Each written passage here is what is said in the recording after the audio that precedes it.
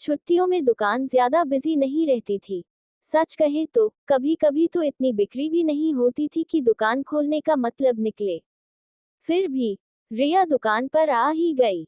आज का स्लो दिन उसके लिए परफेक्ट था ताकि वो अपने ऑनलाइन बिजनेस के लिए नए क्राफ्ट्स तैयार कर सके। सुमन भी वही थी। रिया को दुकान में देखकर सुमन हैरानी से बोली, अरे रिया, तू आज संडे को दुकान में? तू तो आमतौर पर अपने भांजे के साथ पार्क में होती है ना? रिया ने मुस्कुराते हुए कहा, ऑनलाइन बिजनेस के लिए नए स्टॉक तैयार करने का टाइम आ गया है। वो अपनी क्राफ्टिंग में बिजी थी और साथ ही सुमन से बात कर रही थी। फिर उसने सुमन से पूछा, तू क्यों आए है यहाँ? सुमन ने मुंह बनाते हुए कहा, उफ, मम्मी की नॉन स्टॉप बातें सुन सुन के सिर दुखने लगा, तो यहाँ आ गई शांति के लिए। रिया ने हंसते हुए पूछा, अब क्या लेक्चर मिला तुझे?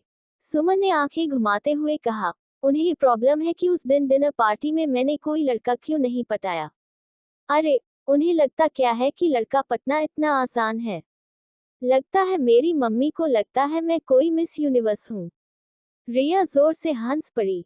सच में, हर माँ बाप का यही हाल होता है। बच्चा शादी की उम्र में पहुंचते ही माँ बाप की बेचैनी शुरू हो जाती है। पहले तो 21 साल की उम्र में शादी लेट मानी जाती थी, लेकिन अब वैसा नहीं है। सुमन ने फिर कहा, अब मेरी मम्मी ने मेरी बुआ रागनी आंटी को बोल दिया है कि मेरे लिए लड़का ढूंढे। आज रात किसी कैफे में ब्लाइंड डेट फिक्स कर दी है। अब भला रात को कैफे में डेट, कॉफी की डेट है, कहीं सुबह तक ना चल जाए।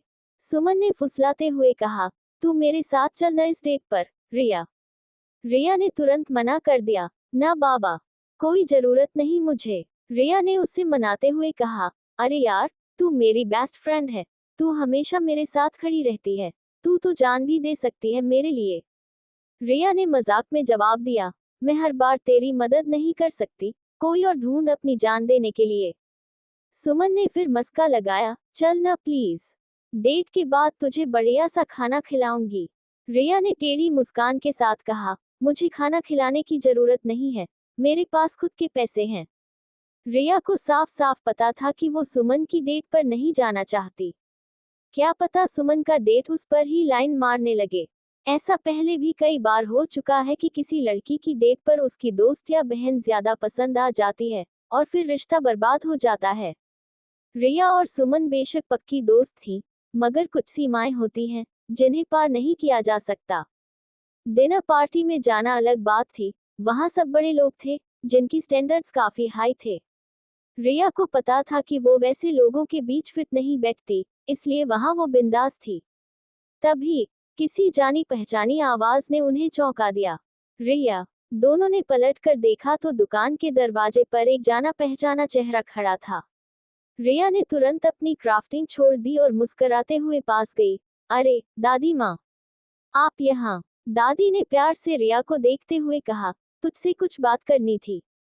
घर गई थी तो सिद्धार्थ ने बताया कि तू यहाँ है, तो यहाँ आ गई। दादी अंदर आए और मुस्कुराते हुए बोली, तूने तो खुद ही कहा था कि वीकेंड्स में दुकान नहीं खोलती। रिया ने जवाब दिया, हाँ दादी, पर काफी टाइम से ऑनलाइन स्टॉक खत्म हो रहा था, तो सोचा वीकेंड में थोड़ी मेहनत कर लूं। उसके हाथ से बने सामान की ऑनलाइन बहुत डिमांड थी। कई बार कस्टमर प्री ऑर्डर भी कर देते थे, और रिया वादा करती थी टाइम पर डिलीवरी का। बिजनेस में कमिटमेंट बहुत जरूरी होता है। दादी ने उसकी तारीफ करते हुए कहा, रिया, तुझे तो हाथों का कमाल आता है।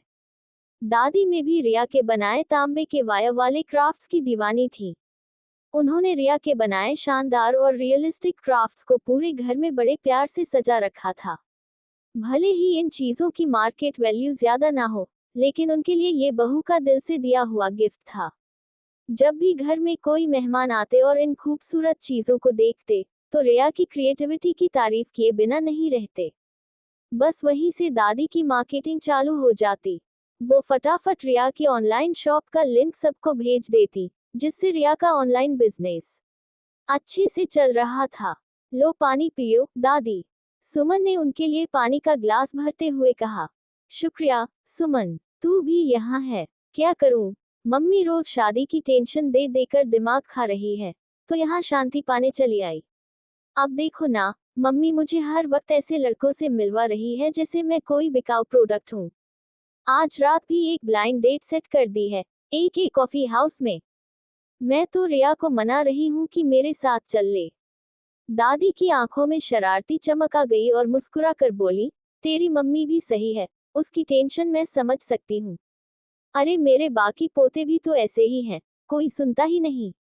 मुझे तो इनसे डेट पर भेजना भी मुश्किल हो गया है। फिर उन्होंने रिया की तरफ देखते हुए कहा, रिया, तू भी साथ चलना सुमन के साथ। रिया, मन ही मन, लो भला, अब दादी भी मुझे फंसा रही हैं। दादी ने प्यार से कहा, अरे तुम दोनों तो बेस्ट फ्रेंड्स हो, उसके साथ चल, उसकी मदद कर और देख लेना लड़का ठीक है या नहीं। वैसे भी तू ये सब एक्सपीरियंस कर चुकी है। सुमन तो बस खुशी से सिर हिलाए जा रही थी, जैसे उसे सबसे बड़ा सपोर्ट मिल गया हो। चल ना रिया, वैसे भी अगर तुझे नहीं जाना तो मेरी मम्मी को समझा दे कि मुझे कभी फिर से ब्लाइंड डेट पर ना भेजे। अब तो दादी भी साथ दे रही थी, तो रिया ने हार मानते हुए कहा, ठीक है, बस इस बार। उसके बाद नहीं। सुमन खुशी से उछल पड़ी, रिया, तू तो बेस्ट है। अब रिया के हाँ कहने के बाद सुमन मुस्कुराते हुए बोली, अच्छा दादी, अब मैं कुछ शॉपिंग कर आती हूँ, तुम दोनों आराम से बात करो। रिया और दादी अब अकेले रह गए थे, दादी और बहू वाला टाइम। जैसे ही सुमन गई, दादी ने अपनी पर्स से एक पेपर निकाला और रिया को थमाया। रिया ने हंसते हुए कहा, क्या है दादी, कहीं लव लेटर तो नहीं लिखा आपने मेरे लिए। दादी भी मुस्कुरा दी, चालाकी देखो इसकी। अरे ये सिद्धार्थ के कुछ हैबिट्स और हॉबीज की लिस्ट है, देख लो, शायद इससे तुम दोनों एक दूसरे को थोड़ा बेहतर समझ पाओ। रिया, मैं जानती हूँ कि तुम्हारी शादी बिना प्यार के हुई है, लेकिन प्यार धीरे धीरे भी पनप सकता है। दिल की दीवारें गिराओ, एक दूसरे को जानो, शायद तुम दोनों को प्यार हो ही जाए। रिया ने पेपर खोला और पढ़ते हुए सोचा, सिद्धार्थ ने जो शादी का कॉन्ट्रैक्ट साइन करवाया था, उसके हिसाब से तो 6 महीने बाद तलाक होना ही है, फिर इतनी मेहनत क्यों।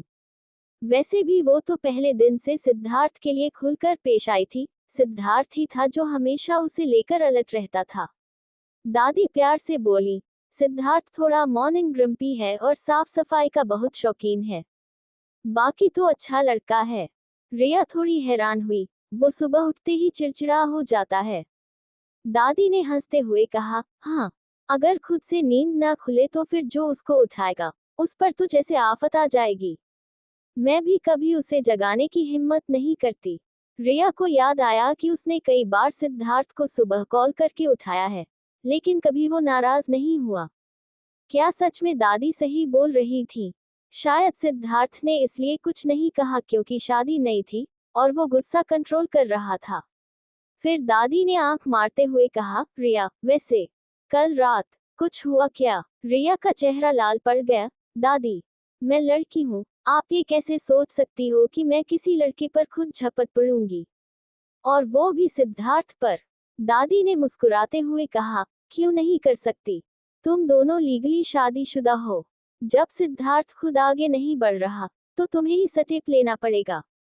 मुझे भी परपोता चाहिए। रिया के गालों पर शर्म से लालिमा छा गई। नानी, सच कहूं तो मैं आपके पोते के उस सख्त चेहरे को देखकर कुछ कर ही नहीं सकती। दादी, सिद्धार्थ भी अपने दादा की तरह एकदम सीधे और भावहीन किस्म का इंसान था। दादी को भी सिद्धार्थ के दादा को पटाने में सालों लग गए थे जब उन्होंने पहली बार उन्हें पसंद किया था। रिया आगे बोली, अगर मैं चाहूं भी, तो वो मुझे बर्फ में तब्दील कर देगा, उसके करीब जाने से पहले ही। उसकी ठंडी नजरें ही मुझे सुन्न कर देती हैं। दादी, रिया ने मुस्कुराते हुए कहा, आप टेंशन मत लो दादी, हम दोनों के बीच जो भी होगा, वक्त आने पर खुद ब खुद होगा। रिया तो इस शादी को रूममेट वाली अरेंजमेंट मानती थी, मगर भला दादी इतनी आसानी से मानने वाली थी? उन्होंने तो रिया को अपनी बहू बनाने के लिए पूरे खानदान के विरोध के बावजूद ये रिश्ता करवाया था। अगर रिया इस शादी में खुश नहीं रही तो दादी खुद को कभी माफ नहीं कर पाती। दादी बोली, ठीक है फिर, जैसी तुम्हारी मर्जी, तुम लोग अपने हिसाब से रहो, मैं जरा घर की सफाई कर लूं। वैसे भी दादी उन लोगों में से नहीं थी जो घर में खाली बैठ जाएं। वो अक्सर माली के साथ बागवानी करती रहती थी। पहले तो जमीन में भी काम कर लेती थी, लेकिन उनके बच्चों ने उन्हें बहुत मना किया, इसलिए अब वो रुक गई थी। यहाँ तक कि उन्होंने अपने फैमिली बिजनेस में क्लीनर की जॉब तक के लिए अप्लाई करने का सोचा था, लेकिन सिद्धार्थ की एक घूरती नज़र से ही उनका ये आइडिया हवा हो गया था। रिया को पता था कि दादी को फुर्सत में बैठना पसंद नहीं है। वो हमेशा से काम में लगी रहने वाली थी। इसलिए रिया ने भी उन्हें मना नहीं किया और खुद अपने क्राफ्ट्स में बिजी हो गई। रिया जब काम में मग्न थी, तब किताबों की शेल्फ पर धूल झाड़ते हुए दादी की नज़र रिया पर टिक गई। रिया उस वक्त बेहद प्यारी लग रही थी, जब वो अपने काम में खोई हुई थी। दादी ने मुस्कुराते हुए फोन निकाला, चुपके से शेल्फ के पीछे से रिया की वीडियो बनाई और तुरंत अपने प्यारे पोते सिद्धार्थ को भेज दी। उन्हें कोई फर्क नहीं पड़ा कि सिद्धार्थ जवाब देगा या नहीं। उनके लिए बस इतना ही काफी था कि वो वीडियो देख ले। रिया तो जैसे एक खुली किताब थी, जिसके हर पन्ने पर कोई नई बात छुपी थी। अब तो दादी का बस एक ही मकसद था, किसी तरह अपने पोते को ये किताब पढ़ने पर मजबूर कर दें। कभी कभी जब कोई चीज करने में इंसान बहुत खो जाता है, तो वक्त का पता ही नहीं चलता। रिया जब तक अपने सभी प्री ऑर्डर्स पूरे कर चुकी थी, तब तक शाम के 6 बजे से ऊपर हो चुके थे। सुमन की डेट 7:30 बजे थी। जगह थी अक कॉफी हाउस, मनाली का सबसे बड़ा और ट्रेंडी कैफे, शहर के बीचों बीच। इस जगह को साउंड प्रूफ कराया गया था, ताकि बाहर की भागदौड़ से बचकर लोग शांति से बैठ सकें। यहाँ का माहौल ही कुछ अलग था, जैसे शहर की भीड़ भाड़ से निकलकर किसी सुकून भरी जगह पर आ गए हों। यहाँ की भीड़ देखकर ही पता चलता था कि ये जगह कितनी पॉपुलर है। यहाँ तक कि जो लोग कॉफी के शौकीन नहीं थे, वो भी यहाँ अपनी टेंशन छोड़ने आ जाया करते थे। सुमन अपनी बेस्ट फ्रेंड रिया को लेने बाइक से आ गई। सुमन को बाइक पर देखकर दादी ने चौंकते हुए पूछा, सुमन, पैदल क्यों नहीं चली जाती? हेलमेट उतारते हुए सुमन ने शरारती हंसी के साथ जवाब दिया, मुझे हवा में उड़ने का अलग ही मजा आता है, दादी। और वैसे भी, इस वक्त ट्रैफिक बहुत है, लेकिन बाइक से तो मुझे कोई दिक्कत नहीं होती। फिर हंसते हुए बोली, आपने खाना खा लिया, दादी? अगर नहीं खाया, तो चलिए मेरे साथ। वैसे भी आप तो एक्सपीरियंस्ड हो, जाकर लड़के को जरा जांच परख ही लीजिए। मेरी मौसी बता रही थी कि वो मार्टिन ग्रुप में काम करता है। मार्टिन ग्रुप, सिंह कॉर्पोरेशन के बाद शहर की दूसरी सबसे बड़ी कंपनी थी। यहाँ नौकरी पाना अपने आप में बड़ी बात थी। यहाँ के स्टैंडर्ड्स भी काफी हाई थे। दादी मुस्कुराते हुए बोली, रिया और मैंने खाना मंगवा लिया था। अजय आ रहा है मुझे लेने, इसलिए मैं तो तुम्हारी डेट पर आने से रही। वैसे भी, मेरी उम्र में भी आजकल लोग मुझ पर लाइन मारते हैं, अगर तुम्हारा डेट मुझ पर ही फिदा हो गया तो। सुमन और रिया हंस पड़ी। सुमन हंस पड़ी, उसे दादी की बातें बड़ी मजेदार लगती थी। उसने कभी सिद्धार्थ से आमने सामने मुलाकात तो नहीं की थी, लेकिन अपनी बेस्ट फ्रेंड से उसके ठंडे मिजाज के बारे में काफी सुन रखा था। उसे अब भी यकीन नहीं हो रहा था कि सिद्धार्थ जैसा सीरियस इंसान का रिश्ता दादी जैसी कूल दादी से है। तभी अजय आ गया। वो अपनी घुमक्कड़ दादी को घर ले जाने आया था। दादी ने उसे पहले ही समझा दिया था कि सस्ती गाड़ी में आना, ताकि शक न हो। घर में सबसे सस्ती गाड़ी वही थी जो किचन का सामान लाने के लिए हाउसकीपर इस्तेमाल करता था, BMW, जिसकी कीमत भी करोड़ से कम नहीं थी। अब इतनी रात को नई गाड़ी तो ली नहीं जा सकती थी, इसलिए अजय ने माली की पिकअप वैन उधार ले ली। रिया, मैं दादी को लेने आया हूँ। अजय दुकान में दाखिल हुआ और रिया से बड़े अपनेपन से बोला। रिया ने मुस्कुराते हुए कहा, सेफ ड्राइव करना। दादी, घर पहुंचते ही मुझे मैसेज करना, ठीक है? फिर उसने आज बनाए हुए क्राफ्ट्स उन्हें गिफ्ट किए। अजय को एक कॉपर वायर से बनी मिनिएचर ट्री दी। अजय ने खुशी से गिफ्ट लिया। उसे रिया के क्राफ्ट्स बहुत पसंद थे, क्योंकि उसके घर में भी उसने ये खूबसूरत चीजें देखी थी। अजय जानता था कि भले ही इनकी मार्केट वैल्यू ज्यादा ना हो, लेकिन देखने में बड़ी प्यारी लगती थी। दादी और अजय ज्यादा देर नहीं रुके और निकल गए। गाड़ी में बैठते ही दादी ने हंसते हुए पूछा, कहाँ से लाए ये गाड़ी? अजय मुस्कुराकर बोला, ये कल्लू की गाड़ी है, वही माली जिसकी ड्यूटी गार्डन में है। खाद पानी और गमले वगैरह ढोने के लिए है ये। मैंने उसी से उधार ली है। देखो ना, रिया को शक भी तो नहीं होने देना। सिद्धार्थ ने जब अपनी पहचान और दौलत रिया से छिपाई है, तो पूरे खानदान को भी इस सीक्रेट गेम में साथ निभाना पड़ रहा था। पर सच कहूं तो मजा आ रहा था। अजय को बेसब्री से उस दिन का इंतजार था जब सिद्धार्थ रिया के प्यार में बुरी तरह फंस जाएगा। उसे देखने का बड़ा मजा आएगा जब रिया को सच्चाई का पता चलेगा कि सिद्धार्थ इतने दिन से उससे झूठ बोल रहा था। मन ही मन अजय सोच रहा था, चलो मजा आएगा जब सिद्धार्थ खुद अपने बनाए जाल में फंसेगा। ओह, तभी तो मुझे ये गाड़ी जानी पहचानी लग रही थी। कल्लू की है। इतना बोलते ही दादी ने तुरंत अपना फोन निकाला और सिद्धार्थ को कॉल मिला दी। सिद्धार्थ ने जैसे ही कॉल उठाए, दादी ने सीधे फरमाइश ठोक दी, सिद्धार्थ, मुझे एक कॉफी हाउस की डेजर्ट्स खाने का मन कर रहा है। जाकर लेकर आओ मेरे लिए। तुम्हें पता है ना, मुझे वहाँ की स्वीट्स कितनी पसंद हैं। सिद्धार्थ ने झुंझला कर कहा, किसी और से मंगा लो, मेरे पास टाइम नहीं है। उसे क्या जरूरत थी जाने की? दादी ने तुरंत धमकी दी, क्या मतलब? मैं तुमसे क्यों नहीं मांग सकती? अगर आज रात मेरी डेजर्ट टेबल पर नहीं दिखी, तो कल से मैं ऑफिस में क्लीनर की जॉब के लिए अप्लाई करने वाली हूँ। सिद्धार्थ सुनकर चुप हो गया। उसे समझ आ गया कि दादी फिर से अपने पुराने रूप में आ गई हैं। दादाजी के जाने के बाद से दादी अक्सर कुछ अलग ही करती रहती थी।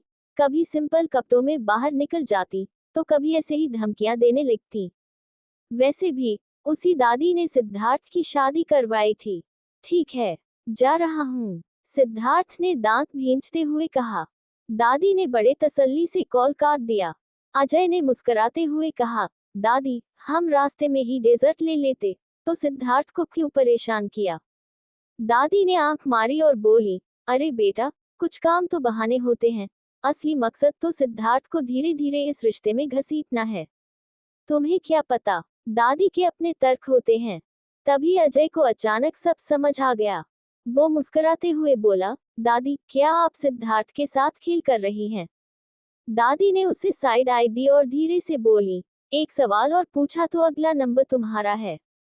बस अजय चुप हो गया। उसे सिद्धार्थ के लिए थोड़ी सहानुभूति तो थी, मगर अपनी भलाई इसी में समझी कि खुद को दूर ही रखे। भाई, जान बची तो लाखों पाए। दादी तो मानो एक बच्चे की तरह हो गई थी, जो अब अपने पोते पोतियों की लव लाइफ सेट करवाने में लगी थी। उधर रिया ने शॉप बंद की और अपनी बेस्ट फ्रेंड से हेलमेट लिया, चाबी भी ली और बोली, चल मैं चलाती हूँ। पीछे बैठते हुए सुमन ने रिया की कमर को कस के पकड़ लिया। वो हंसते हुए बोली, काश तू लड़का होती, रिया। मैं तो तुझसे अभी शादी कर लेती, कम से कम मेरी मम्मी का टेंशन तो खत्म होता।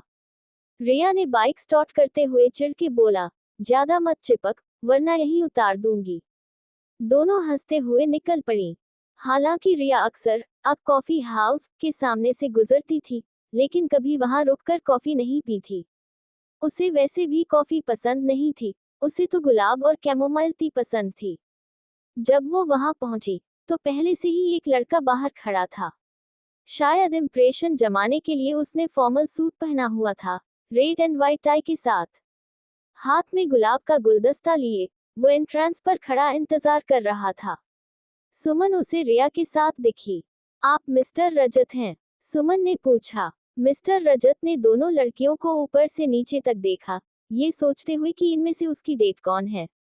उसे डेट की एक फोटो दी गई थी, लेकिन उसने बस सरसरी नजर डाली थी। बस इतना याद था कि लड़की सुंदर थी, पर चेहरा ध्यान से नहीं देखा था। उसे तो यही कहा गया था कि गुलाब लेकर दरवाजे पर खड़ा रहे, ताकि मिस गुप्ता उसे पहचान ले। क्या आप मिस गुप्ता हैं? हाँ, मैं ही हूँ। मिस्टर रजत ने मुस्कुराते हुए दोनों को अंदर बुलाया। उसने विंडो साइड की टेबल बुक कर रखी थी, जिससे शहर का खूबसूरत नजारा दिख रहा था। बैठने के बाद मिस्टर रजत बार बार रिया की ओर देख रहा था। सुमन ने इंट्रोडक्शन के दौरान बता दिया था कि रिया शादीशुदा है। मिस्टर रजत को थोड़ी निराशा हुई, क्योंकि वो तो रिया की ग्रेसफुल पर्सनैलिटी से इम्प्रेस हो गया था। कुछ पल के लिए उसे लगा कि उसकी डेट रिया ही है, लेकिन अब तो साफ था कि रिया पहले से शादीशुदा थी। रिया वहां बस इसलिए आई थी क्योंकि एक तो उसे अपनी मम्मी की रोज रोज की डांट से बचना था, दूसरा उसकी आंटी ने ये रिश्ता करवाया था, तो उसने सोचा, चलो फॉर्मेलिटी पूरी कर लेते हैं।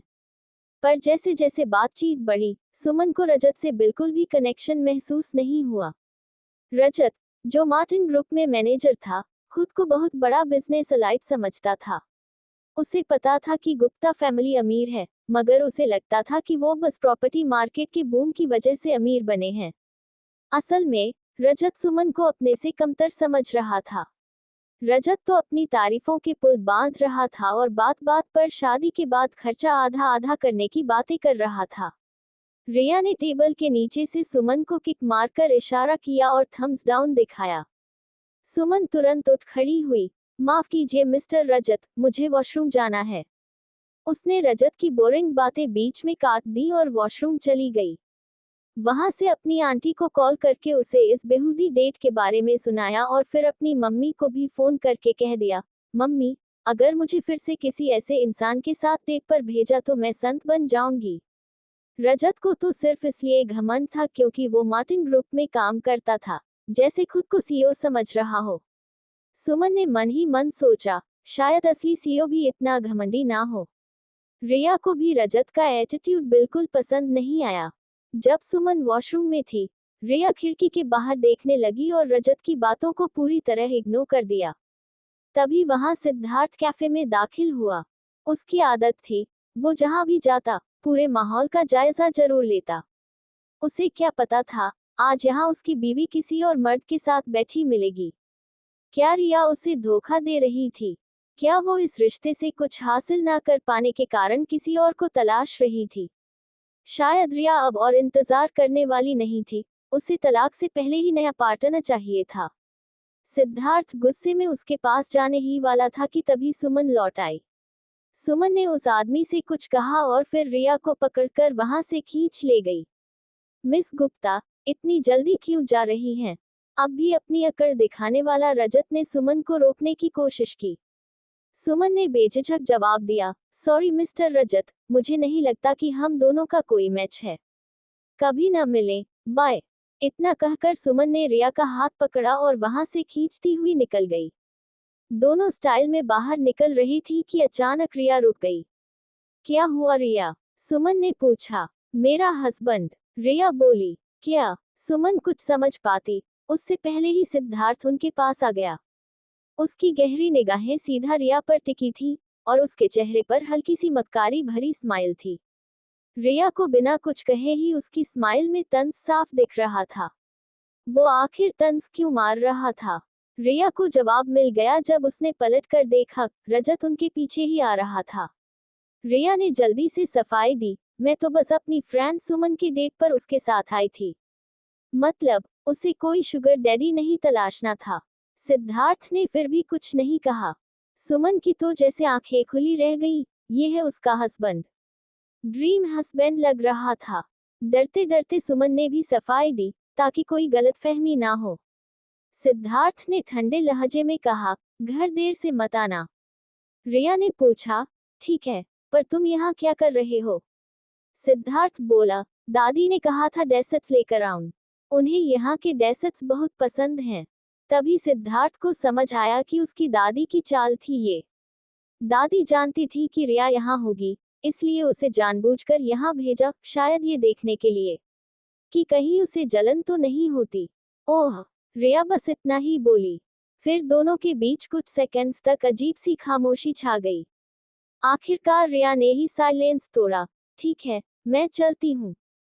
जब डेसर्ट्स दे आओ तो घर आ जाना, मैं दरवाजा खुला छोड़ दूंगी।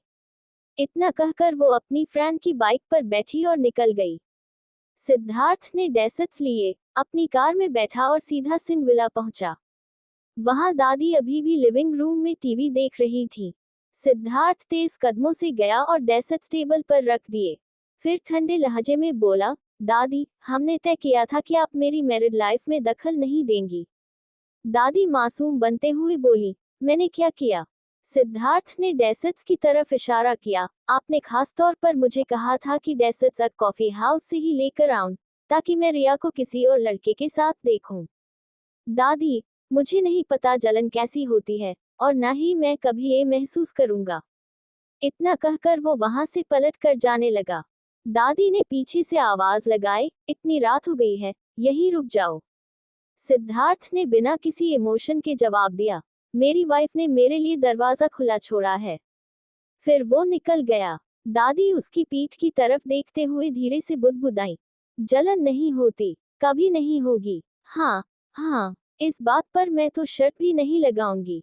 रिया को बिल्कुल भी अंदाजा नहीं था कि सिद्धार्थ और दादी के बीच क्या बात हुई थी।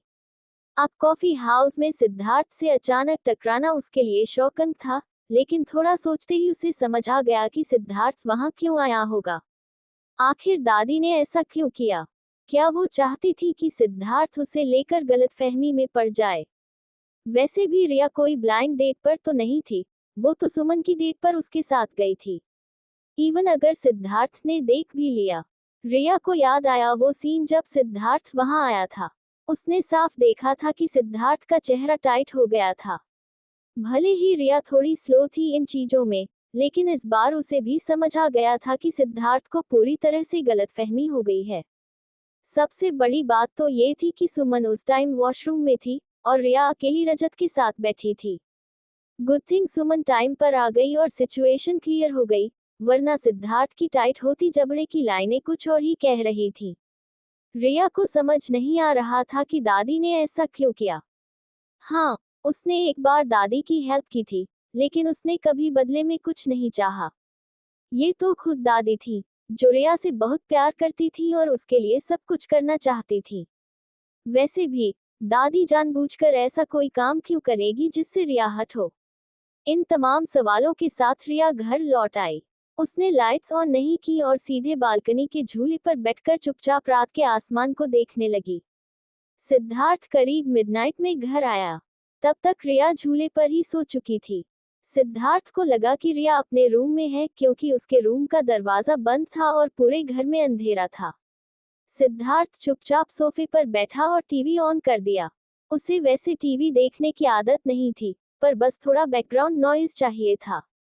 उसने वॉल्यूम भी बहुत धीमा रखा, ताकि रिया की नींद खराब न हो। तभी उसका फोन बजा। अजय का कॉल था। हाँ, बोल अजय, तू ठीक है? सिद्धार्थ, अजय की फिक्र भरी आवाज आई। सिद्धार्थ थोड़ी देर चुप रहा, फिर बोला, तुझे पता था दादी ने मुझे सेटअप किया था? अजय चौंक कर बोला, भाई, दादी ने क्या सेटअप किया? मुझे तो बस इतना पता है कि दादी ने तुझे कॉफी हाउस से डेजर्ट्स लाने को कहा था। वैसे भी दादी को वहाँ के केक्स बहुत पसंद हैं, कोई नई बात नहीं है। सिद्धार्थ हल्की सी हंसी के साथ बोला, और मेरी बीवी वहाँ डेट पर बैठी मिली। क्या? अजय तो जैसे उछल पड़ा, तेरी बीवी डेट पर थी? तू ये कह रहा है कि शादी के हफ्ते भर बाद ही रिया तुझे धोखा दे रही थी? भाई, कल ही तो फैमिली डिनर में हम सब ने तुम्हारी शादी और फ्यूचर प्लान्स डिस्कस किए थे, और अब तू कह रहा है कि रिया डेट कर रही है? सिद्धार्थ शांत आवाज में बोला, वो अपनी बेस्ट फ्रेंड की डेट पर उसके साथ गई थी। अजय झुंझला कर बोला, अरे सिद्धार्थ, ये तू पहले बोल देता तो मैं रिया को गलत क्यों समझता? मुझे तो पता था, रिया ऐसी लड़की नहीं है। सिद्धार्थ बोला, बस इत्तेफाक। Se usatama usaki friend of Osaruma memti, ora mame pahamsia gaya. Mujhe lagaria usa laraki ke sathati. Ajaya ne hamsat hu kaha, bapari. Itafaka dekha. Ora vasbi. Bail hi daddy ne tu javaham bulaya. Para vo yi thori na jana sakati thimki tu usi tama pahamsia jaga jaba ria akeli bathi hogi. Siddhartha kupa ho gaya. Fira halke gus se bola. Daddy ne kucha tama pahale hayak coffee house karita liada. Asali malika vaha hayam. Ekadama sakta hokara ajaya bola. Matalaba, vaham ke staffa bi ria para najara rakat hayam. Ora tuja ace tama bulaya gaya ki tuja lage ria kisi ora ke satha guma rahi hai. Ajaya saba samaja gaya ora thahaka mara kara hamsa para, bye. Daddy to bavala hayam. Asala mem vokahati hayam ki tumare dilla mem kucha feelings m. Vokahati hayam ki tuja jalana ho, taki tu ria kola kara possessive ho j. Vase bata, tuja jalana waiti siddhartha. Siddhartha tunaka kara bola, mujhe nahim pada jalana hoti kya hai. Ajaya hamsat loda pota ho gaya, bye, mujhe lagata hai ria hai tuja yi naya sabda sikegi. Vase daddy saka mem ria ko bahuda pasanda karati hayam. Siddhartha, de kalina, Tuja USA's Piara ho hi jaga. Ho sakata hai ki vaha apani paravari sa nabadala pay. Para ria haramayan mem perfecta hai. Ora usak bane hu copper wire k crafts to kamala k hyam.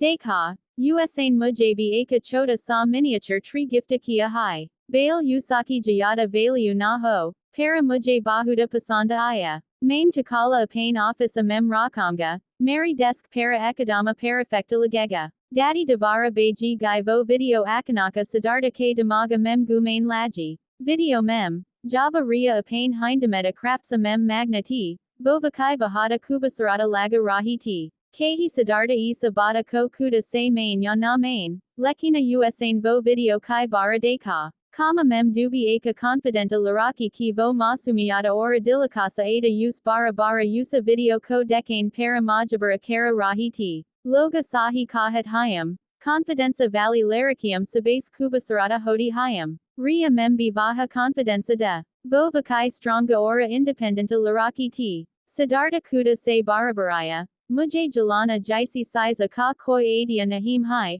Oha, Tuma Jaga Gai. Tabi Akanaka Ria Balakani Se Ati Diki. Ora Siddhartha Use De Ka Konka Gaya. Fona Para Ajaya Ababida. Usain Hamsit Hu Kaha. Maimta Abba Son Hai Valada. Basa Son Se Pahale Tuja Kola Karalia. Siddhartha Ne Jata Se Kola Kata Di. Ajaya. Ria Ne Bari Kulanesa Se Kaha. Maim Jul Para Japaki La Rahi Ti. Tumhari Badam Suna K Ninda Kulagai. Siddhartha Ne Munha Banaya Ora Kaha. Radha Ki Thandi Hava Achi Nahim Hodi. By Mara Mata Para Jana. Ria Ne Halki Si Muskana K Satha Kaha. Tumhari Fikra K Lai Sukriya. Vo Jamhai Leet Hu Boli. Maim Abba Son Ya Rahi Hum. Mistara Sinha. Ria Ne Asia Ki Radha Ki Koi Bada Nahim Sheri. Siddhartha Basa Kupakapa Yusa Pain Kamari Mem Jate Dekata Raha. Use Samaja Nahim A Raha Da Ki Kya Ria Ne Usaki Kola Ki Badam Suna Thim. Ora Agara Sunam. Takatani.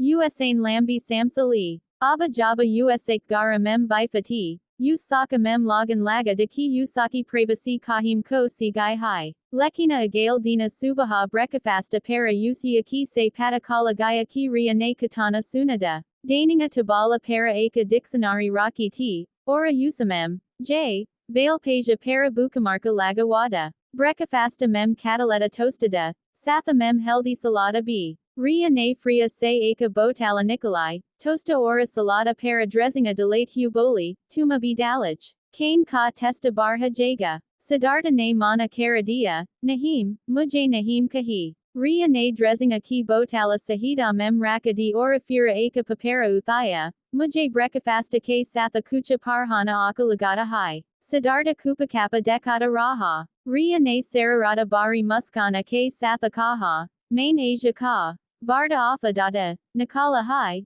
Deko Zara. Bara Interesting a Hai. Usain Bina Makadai. Papara Siddhartha K Muma K Samain Karadia. Dekha Lo. Ria Boli. Siddhartha Ne Papara Ki Ora Dekha. Ora Jays Hai Usaki Najara Parai. Vaham Likada. Jealousy. Ria Ne Masumiyata Se Pucha. Kaisa Laga. Siddhartha Ne Bimana Se Kaha. Interestinga. Ria Ne Hamsit Hu Kaha. Abba Jaba Tumhem Ye Varda Pada Kala Gaya Hai. Te Se Ye Mata Kahana Ki Tumhem Jalana Ka Matalaba Nahim Pada. Varana Loga. सोचेंगे कि तुम्हारी दिमागी हालत ठीक नहीं है। सिद्धार्थ। रिया ने अपना ब्रेकफास्ट खत्म किया और किचन साफ करते हुए सिद्धार्थ से कहा, मैं बाहर जा रही हूँ। जब निकलो तो दरवाजा लॉक कर देना।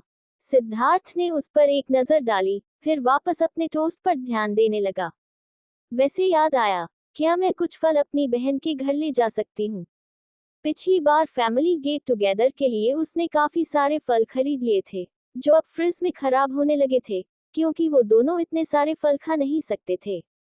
सिद्धार्थ ने शांत भाव से जवाब दिया, तुम्हारी बहन भी तो फैमिली है, जो चाहे ले जाओ। घर के मामलों में तुम्हें मुझसे पूछने की जरूरत नहीं, जब तक कि कोई ऐसा मुद्दा न हो जिस पर हमें साथ में डिस्कस करना पड़े।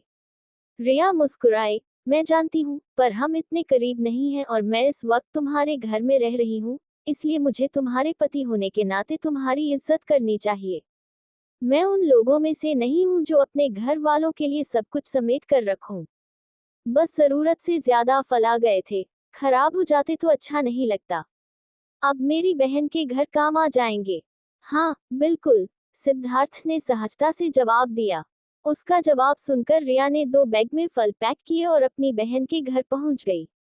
पूजा ने कहा, जब भी मिलने आओ इतनी चीजें लाने की क्या जरूरत है, मेरे पास खुद सब कुछ है।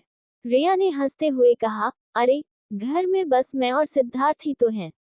मैं तो खा भी लूं कुछ, लेकिन सिद्धार्थ को फल पसंद ही नहीं। वो तो खराब हो जाते इसलिए ले आई। वैसे भी उसने खुद कहा है कि तुम फैमिली हो। रिया ने अब तक कभी सिद्धार्थ को फल खाते हुए नहीं देखा था। सिद्धार्थ अक्सर देर रात तक काम करता और घर आकर अपने कमरे में ही बंद रहता। वो उसे सिर्फ सुबह ही देखती थी। ऐसा भी नहीं था कि वो कभी किचन से स्नैक्स उठाता हो। रिया को पूरा यकीन था कि अगर वो उसे ब्रेकफास्ट नहीं बनाती, तो सिद्धार्थ शायद पहले की तरह बाहर ही खा लेता। शायद उसने तो घर के नल से पानी भी कभी नहीं पिया होगा। इतना सुनते ही पूजा ने हंसते हुए फल रख लिए। रिया थोड़ी देर अपने भांजे के साथ खेली और फिर अपने शॉप के लिए निकल गई। उसके जाने के बाद सिद्धार्थ ने अपनी बची हुई टोस्ट और वो वर्ड ऑफ द डे वाला पेपर सीधे कूड़ेदान में फेंक दिया। टोस्ट तो अच्छा था, पर उसमें ज्यादा कार्ब्स थे, जो उसे पसंद नहीं थे। ब्रेकफास्ट के साथ साथ वर्ड ऑफ द डे भी कूड़े में चला गया। सिद्धार्थ मन ही मन बड़बड़ाया, मैंने पहले भी कहा था और फिर कह रहा हूँ, मुझे जलन नाम की चीज कभी महसूस नहीं होगी। उसने ये सब तुरंत बाहर जाकर डस्टबिन में फेंक दिया ताकि रिया को कूड़ेदान में वो पेपर और बचा हुआ खाना न दिख जाए। बाहर उसके बॉडीगार्ड्स पहले से ही तैयार खड़े थे। चूंकि रिया पहले ही घर से निकल चुकी थी, उन्हें इस बात की फिक्र नहीं थी कि मैडम उन्हें देख लेंगी।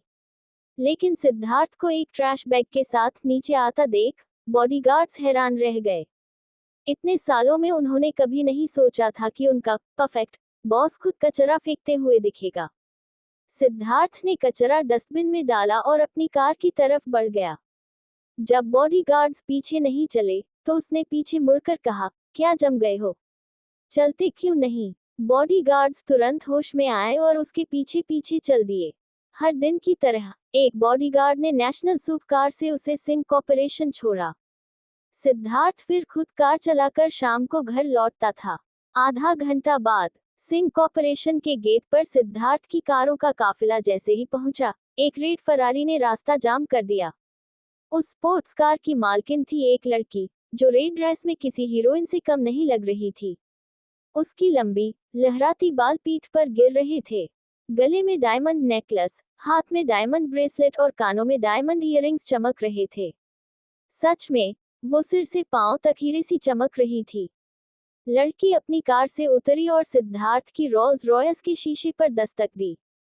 सिद्धार्थ ने कार का शीशा नीचे किया और ठंडी आवाज में बोला, सोनम कपूर, तुम्हारे पास सिर्फ 2 मिनट है अपनी कार हटाने के लिए।